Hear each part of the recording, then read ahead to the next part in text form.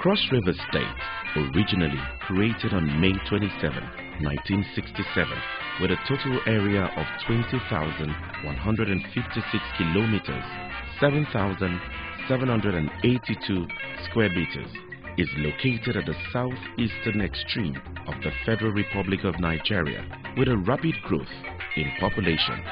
The state now has 3,104,446 people.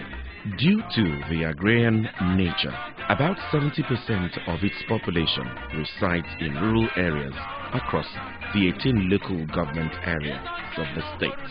Cross River State has unarguably witnessed an era of transformation since May 2007. Significantly, the administration led by Senator Learly Moke, which succeeded that of Mr. Donald Duke, introduced a program of sustainability initiated by the Duke administration. Governor Imoke, who was the leading initiator of the new Cross River State project, took over from Donald Duke in 2007, and his administration program of the seamless development of the state has been phenomenal. Distinctively, the administration introduced the Cross River State Standard in the execution of its project, with emphasis on quality and best practices being the key words.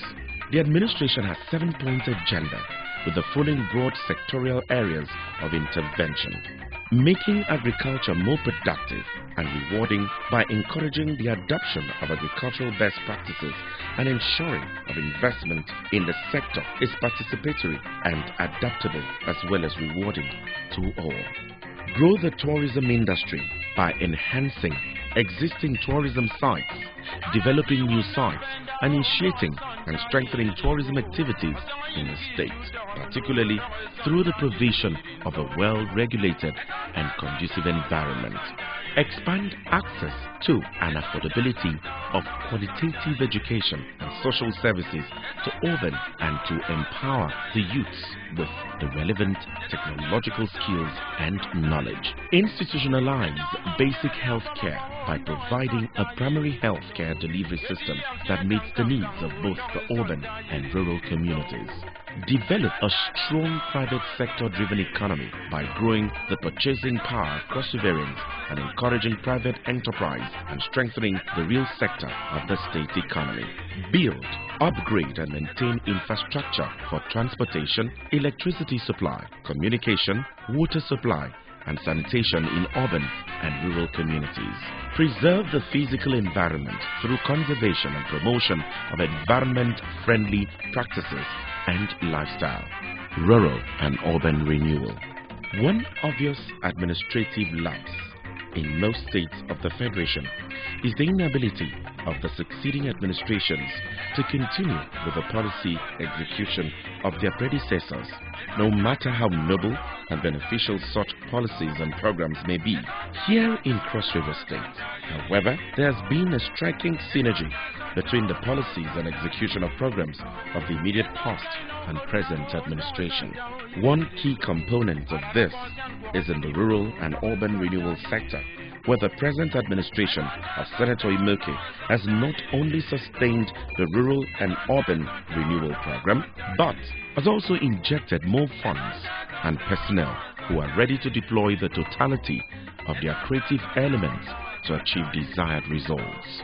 This injection of funds and personnel is grossly responsible for the modernization and overall beauty of our rural and urban areas. In Cross River State, a reflection of this story is in the continued maintenance and beautification of the urban roads in Calabar, Ugep Urban, Ikom Metropolis and Ogoja Township roads, as well as the construction of new urban roads in Calabar South Local Government Area and Obudu Urban, respectively. Above all, the administration ventured into the construction of 29 rural roads across the state and over 700 meters of bridges across the state. Double drains as well as construction of bridges and culverts were necessary. If you take what we're doing here and you add what Rural Access Mobility Program RAMP is doing, we're doing over 1,000 kilometers of road infrastructure in our rural communities, and which is rich for in administration, it has never happened in districts. We've done wonderfully well, and you won't see the passion, you won't see the joy talking to somebody like me. You see the joy when you really go out there into the various communities who have had opportunity of benefit, right? We open up several communities that hitherto didn't see the four-wheel drive to their communities. Today have vehicles driving there, not just a one-off thing. They have vehicles driving to those communities, throughout the year. So when you talk to somebody like me, you won't feel the excitement. But when you go out there in those communities, like I said, we've done over 500 kilometers of roads, traversing several communities. If you take people who come from Ogoja, will know what it used to be when you have the very bad road between Ndong Junction, Ogoja and Mbube. Mbube is one of the richest communities, Mbube communities, because it's not just one community. There are several of them, Uboso, Jeremegbe, all those Mbube group of communities. They are known for dairy production, they are known for yam, they have plantain, they have banana. So it's a rich community. But before now, hardly would you be able to access it, especially as the rains are setting now. And they have a large market. So normally what happens is that they bring the gari to the market, they stay there. And you know what the buyers do? They just wait until evening, when the people would have been, tired, and then you now come and the price, they just pay them pittance. But that's not what is happening. What's happening now is that after the completion of that road, everybody has access. And I don't know, I'm not an economist, but I know that if too many buyers are going for a particular product, the price does not go there, rather shoots up. So they now have value for for instance, the gari or the yam or any other thing which they produce in that area. So you never know the excitement except you get to those communities. I have a project, which we completed in Ipolo, Ijibolo, Apiapumte, in the other part of Yala local government. That community, during the rains, normally is cut off completely. Children don't have access to access the school again. There's a river that overflows. And what we saw there, when we went on site, is that they cross that river through what they call a monkey bridge. Where they use, it's a makeshift bridge with stick. And they've lost so many persons. Lost so many. Because at times you can come back, you're never in control of the weather. At times people come back and they get trapped. Maybe you want to risk it and see how you can, whether you'll be able to, cross the bridge. And the flood comes, and a lot of people have lost their lives. But as I speak today, it's a thing of the past. That was one of the very first projects, His Excellency Commission. The administration also ventured into the construction of about 500 kilometers of roads across 16 local government councils over the 18 local government councils, with the promise of doing even more. I think it was recently that a committee came from the National Assembly to inspect projects in this city. And I was commending Crossriver for her sustainability programs. In Crossriver, we don't do projects, we do programs. Right, because project is one thing you take and it stands out there. The program is a composite of it. You need to build into it that sustainability plan. The Cross River State Ministry of Works has constructed a total of 179.5 kilometers of roads, covering 224 roads across the state. We're presently handling so many major projects for government. Some of these projects include the Magleteko International Airport bypass, the Channel 2 drain. It's a 2 billion naira underground drain. We're handling all the urban renewal projects for this administration: the Calabar Urban Renewal Project, the GEP, the ICOM, the Obudu, the Ogoja, and the ECO Urban Renewal Projects. We're presently handling all of this. For the airport bypass, we're doing quite well. Work is on the way. It's a road that passes through a swampy section. The swampy section of the road is about plus minus 4 kilometers of swamp. And so far we've crossed the swamp. When we complete this road, we expect that it will ease up traffic in the cities, and provide and act as a bypass for heavy-duty vehicles that intend to leave Calabar. Rather than them coming into our cities, they should be able to use the airport bypass to get miles and get out of town. It is a 6-kilometer road and 40% has already been completed. These projects are divided into 2 phases and they are all at the completion stage. Phase 1. This includes Ogep Urban, 12 kilometer and 6 roads, 100% completed. Ecom Urban, 30 kilometer, 22 roads, 100% completed. Obudu Urban, 15 kilometer, 16 roads, 100% completed.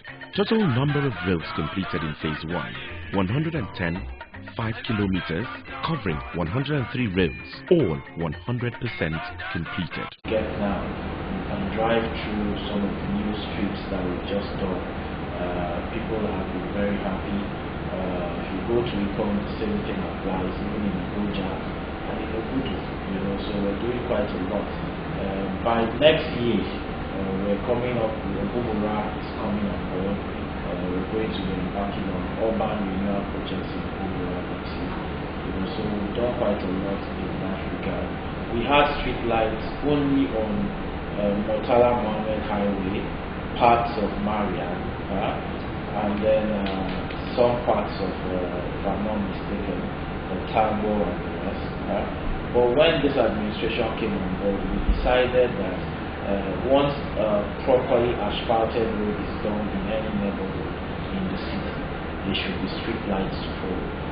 You cannot overemphasize the importance of the street lights. Besides aesthetics, it provides security in the area.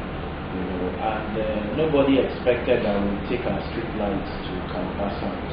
It was challenging doing so, but now if you drive through Calabar South up to Africa, you see our street lights there. And it has greatly reduced the level of crime in that area. We're not going to stop in Calabar South. We're going to take our street lights to other designated urban centers like the Ogep, the Ecom, Obudu, Ikori Urban Development Projects. The end point of those developments is to ensure that we have street lights in those areas, so that all these designated urban cities will look beautiful enough for people to want to stay there and do business. Phase 2, Ecom, 6.5 kilometer, 12 roads, 80% completed. Ekori, 5.1 kilometers, 4 roads, 80% completed. Ogep, 5.8 kilometers, 9 roads, 70% completed. Obudu, 7 kilometers, 11 roads, 60% completed. Ogoja, 6.5 kilometers, 12 roads, 40% completed. Calabar Urban, Calabar Lot 1A, 11 kilometers, 21 roads, 85% completed. Calabar Lot 1B, 9 kilometer, 20 roads, 30% completed. Calabar Lot 2, 13 kilometers, 25 roads, 90% completed. Other roads in Calabar Metropolis, 13 kilometers, 11 roads, 70% completed. Government residential estates. The construction of a government residential estate at Ikorefa 1 and 2 and Ikorekbo 16.2 kilometers, 38 roads, 50% completed. Because of some community issues at Ikote Kebre, we decided to cut off Ikote Kebre and do 3 estates. The 3 estates are Ikotekbo, Ikote Farm Act 1, Ikote Farm Part 2.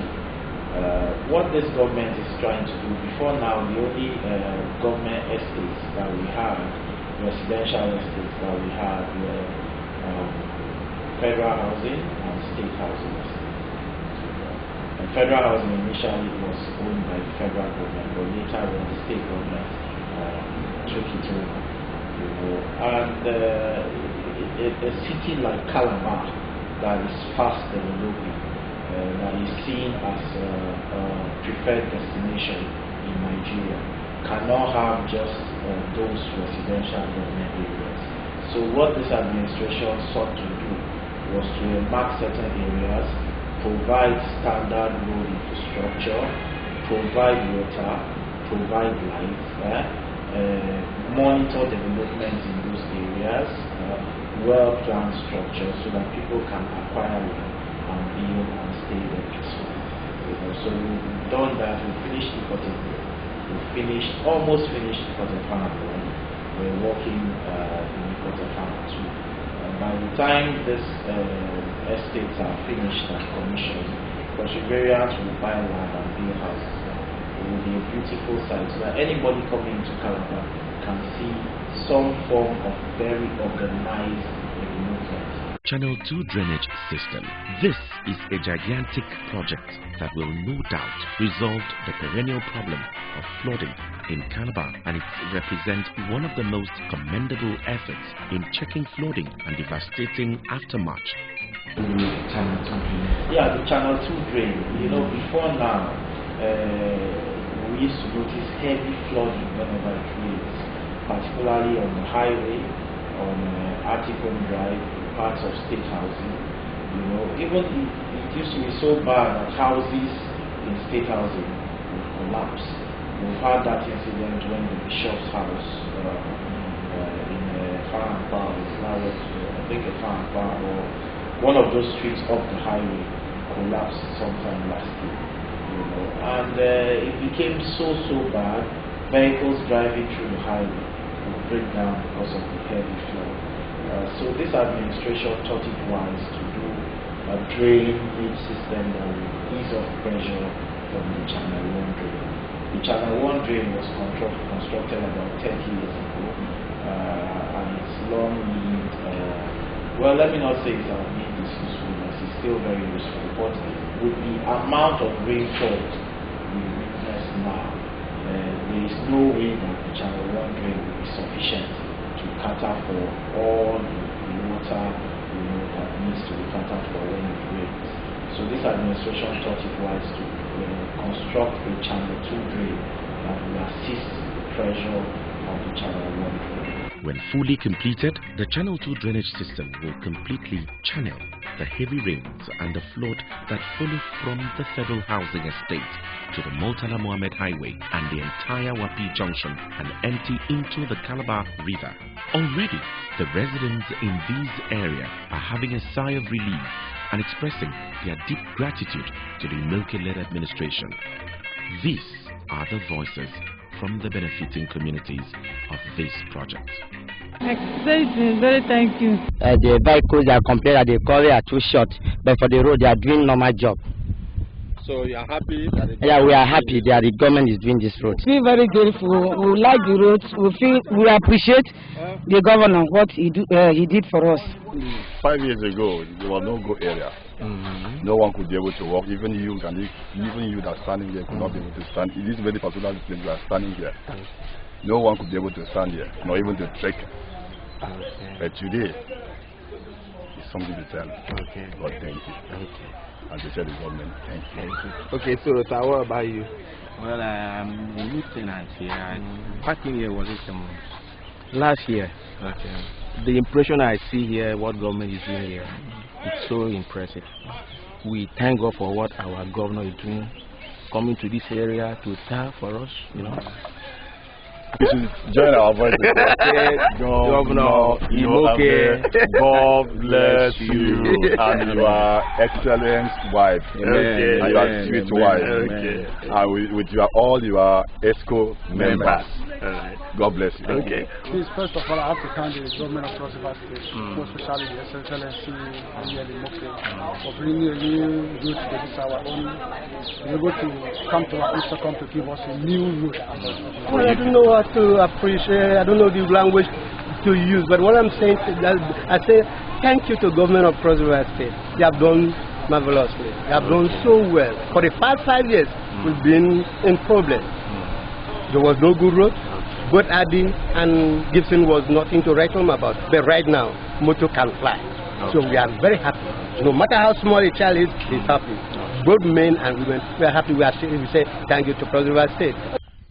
You know, this Ugboro Africa Road was what you call tarring, something near it in the colonial time. After that, no governor, nobody has thought of doing what Imoke is doing, has done for us. It's a very wonderful thing. It's a beautiful road. Because our palm wine, I can't even afford to buy palm wine myself now. Because people can come from all over because of this good road to come and buy everything. Things have gone up because of this our good road. So it's a very wonderful thing. But at the same time, you know, our people, their pocket is okay, so that they can pay their fees from our products. We are really very grateful to him. And we pray that God should give him good health to be able to do more for us. The entire people of Bekwara are happy, and these are the kind of dividend we want in democracy. He has touched the life of the royal people. Well, I really thank His Excellency Senator Leon Imoke for his thoughtfulness over the rural people, especially as he affects the people of Betukwel, Ohan, Ebon, and Okoshe. You see, this road, like I know, most big men that came from this area abandoned the work. And we have 4 commissioners for work from this axis. They couldn't do anything. Senator Leon Imoke came in this short possible period. He has given them the route. And I think we have started feeling the dividend of democracy. And the people of Obudu are grateful to him, especially this community. So very elated about this project. Prior to this time, we had a lot of prominent sons from this stretch who could not build this road for us. But behold, we have a good road now. At least we can come out of our houses and go to our workplaces with ease. It is wonderful indeed. Very grateful to His Excellency for choosing to take care of this stretch of road. It looks like we don't belong to this part of the state, but glory be to God. That initiative came and we are so happy. The people are very happy over the road, and we are looking forward to getting the best of it as far as this road construction is concerned. With the construction of the road, Udomi Ugep Road, and we are praying to all God Almighty to prolong the life of our governor, who now sees the need to link rural areas to out, means that there will not be any starvation. What we have, we cannot take it out. Around this time, last year or other years, we cannot go to Ugep. We cannot go because of bad road. And to see that what is on here, we are very thankful that we have a governor who projects himself and is making a headway for us. God will bless him. Destination Cross River. Business or leisure. Welcome home.